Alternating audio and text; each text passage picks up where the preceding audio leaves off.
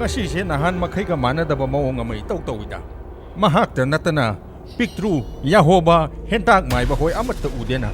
Makoy loy na manaraga, tonaw thiba chat krabajala.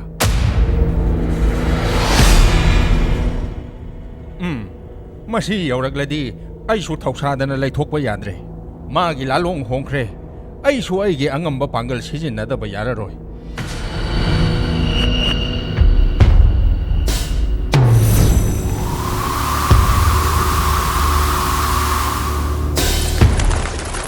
Now, hꯧzik po kari wari among sanagisi hayrili.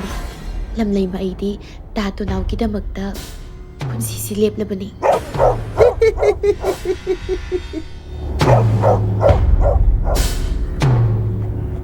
Hey, aswai to kung ucho he, taning din he. Mi, kakang na sabi wari sanari ngay da. Kung ibo hui nang go, kanang hui no he ba? Hey, ay, mi gi po ram sa panat din he. Salun he. Shi. Salun he. Salu haraga. Masidi nung ta thoma. Oh, nui ne khali si.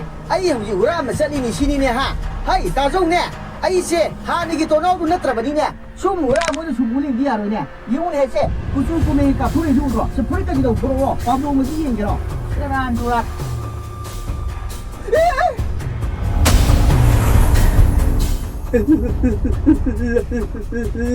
Lamay hꯧzik kidubo karido. Dato now, kay daw naglahiga. Ahanba magtada miing tabiriba pumnamak po sonam chanuna khurumjari. Ngasisu mayamgi damakta anawba wari amamuk puduna lakjari. Ngasigi wari asina tolaba kauba nupa amagi punsi wari ni. Adudi mayam punna wari asi amuk taminarasi. Thaina mamangay taksila kauba lamdam amada mahay masing yamna hayba oja ama layrami. Mahaki manakta mahay tamnabagidamagta mahayroy chawnga amasu layrami. Mahayroy singdugi maragta tolaba kauba nupa amasu yaurami. Nung mamahayroy amana tolabada syumna hayraklami. Tolaba, nahak aigi mantra si pabada mating amukta pangbiramo. Tolaba nasu hoy ay pangzaramgi hayduna mantra du pabada mating pangbirami. Loiraga amu tolaba na tholakpada mahayroy amana marup tolaba aigi singase amukta thongat piramo ba.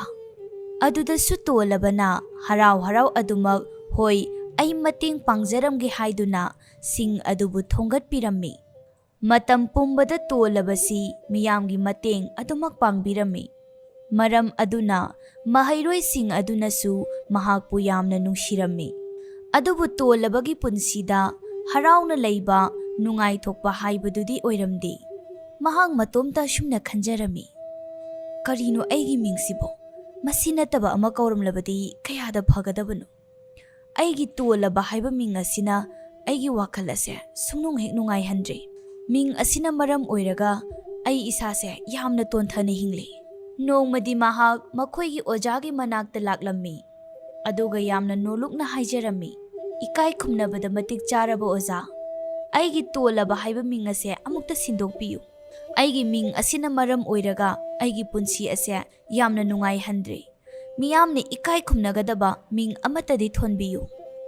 Tolabagi wado taraba matungda oza aduna haraw khumlai. O, nahang na hairibadu achumba wafamni. Pare, nangi anawba ming ama ay pirage. Nangi ming hongdringay ay nangonda thabak ama hana sinage.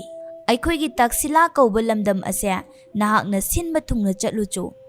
Madu halaklaba matungda ay nangi anawba naming ado amuk pirage. Ozagi wado tabada tolabadu yamna harawjarami. Asumna tolaba phiyomduna makoygi lamdam adu koina chatpa thoraklami. Mahakna sumleptana lakpada lambida asiba haksang ama potloy na bagidamakta miyamna puduna chatlami.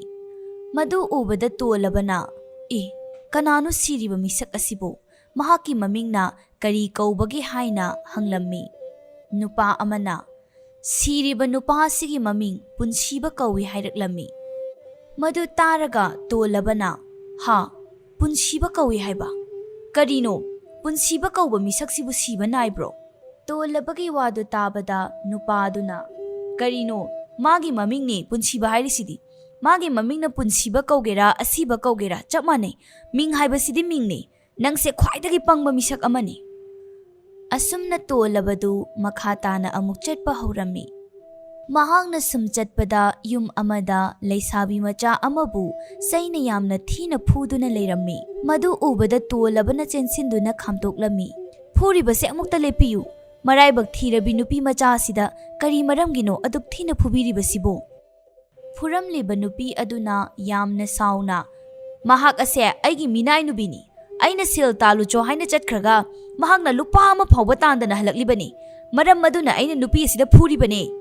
Nupi dugi wahai do taraga tolabana sanagi senyek ama mangondagi lauthoklaga nupi aduda pirammi. Se masi laubiyu. Nupi asidadi aduk thina phubiganu. Wahai asi hairamlaga tolaba mafam adudagi thoraklami. Mahakna yum adudagi tholakpada lambida nupa ama thengnarammi. Nupa aduda masigi nupi macha asibu kari maming kauge haina hanglammi. Nupa aduna masigi nupi asigi mamingdi ina khunbi kaubani hairaklammi. Tolabana yamna ngakna ha ina khunbi kawe haiba.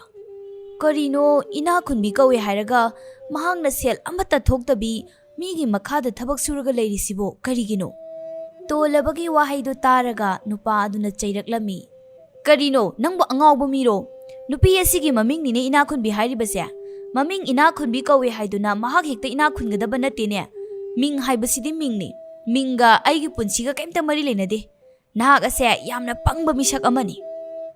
Nupadugi wadu taraga tolabadu hoi mahakna hairibasi achumba oigani haina khalammi. Asi khallaba matungda mahak taksila lamdamda amuk halaklammi. Mahakna halakpagi lambida ahal oiraba nupa amamuk thengnarammi. Ahal aduna shumna hairai. Ibungo, nahak aigi iteng amukta pangbiramgera. Tolabana hoi khura pangjaramgi kari mateng pangjaw haibano. Ahal oiraba nupa aduna aise taksila haiba lamdam aduda laksabani. Adubu mafam asida lambi lamuknari nahakna lambi do amukta takpiramu. Tolabana o khura aisu taksila lamdamda chachagadabani aikhoi ani punna chatminakhrasi. Asi haiduna tolaba amadi ahal oiraba nupa aduga makhoi ani taksila lamdamda lakminarammi. Lambida wari sanaduna sum chatpada tolabana ahal aduda sumna hanglai. Khuragi mingbu kari kaubibage. Ahal aduna ibungo aigi mingdi lamtakpa kawi. Tolabana yamna ngakna ha lamtakpa kawi haiba. Lamtakpa kauriba nahakna karamna lambi lamuknaribano. Ahal aduna noklaga shumna hairai. Karino ibungo nahak ase yamna pangba misak ama oireko. Ming haibasidi mingni. Aigi mingna lamtakpa kaugera lamuknaba kaugera. Aigi punsiga minga mari amatta leinade haina khumlai. Nupadugi wahaido taraba matungda tolabadu masa matomda wakhal taraklami. O ai hojikti wakhal tare. Aina nahan makai khallamlibasidi yamna lalamledana. Asumna tolabadu magi ojagi manakta laklammi. Oja aduna tolaba nahak hojiksu nangi ming anauba ama hongba pamlibra haina hanglammi. Tolabana khoiramduna ashumna haijarai. Oza ai hojikti wakhal tajari. Punsiba kauba misak amasu adumak siba nai. Ina khunbi kauba misak amasu yamna lairarami. Lamtakpa kauba mi amasu adumak lambi lamuknai. Minga aigi punsiga mari amatta lainaramdre. Aigi mingna tolaba kawi haiduna ai hekta tonthana leigadaba oiramdre. Ngasidi ozana aibu mamal yamlaba lausing ama tambiri ozabu hainingai leitana thagatjari. Matang asida ngasigi wari asi losinjare. Wari asigi oiba moraldi miyoiba amagi punsida mai pakpa natraga mai thiba haibasi aigi mingna lepte haibasini.